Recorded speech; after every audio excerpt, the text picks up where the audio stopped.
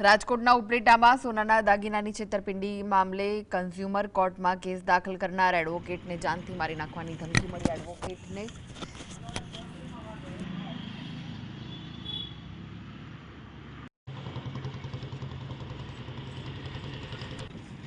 તો ગ્રાહકે આરોપ લગાવ્યો કે દિલીપ કુમાર નાથાલાલ જ્વેલર્સ દ્વારા 15 વલ્લાના નામે હલકી ગુણવત્તાનું સોનું અપાયું હતું। પૂજા કરવા ગયેલા વકીલ દંપતીને આંતરી ધમકી આપવામાં આવી। પોલીસમાં અરજી છતાં એફઆઈઆર ન થતા હવે એસપી સુધી મામલો પહોંચ્યો છે ને તમામ દાગીના મારા લઈને લેબોરેટરીમાં ચેક કરાવ્યા તો તમામ દાગીના બહાર વલ્લામાં જ નીકળ્યા।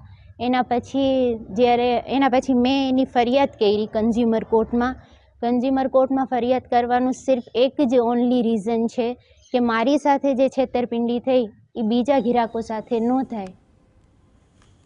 ક્લાયન્ટનો હું અને મારા પત્ની વાલી તરીકે કામ કરીએ છીએ અને એને મેં સલાહ આપતા કે કન્ઝ્યુમર કોર્ટમાં ફરિયાદ કર તો તેઓ ઉશ્કેરાઈને મને 1 તારીખે ખૂબ જ જેમફામ બોલીગાળો આપી જે બાબતની મેં ફરિયાદ કરેલી અને ફરિયાદ આજ સુધી ઉપલેટા પોલીસે લીધેલ નથી અને જે બાબતે મેં આગળની કાર્યવાહી કરવા અને ન્યાય મેળવવા માટે મેં કાર્યવાહી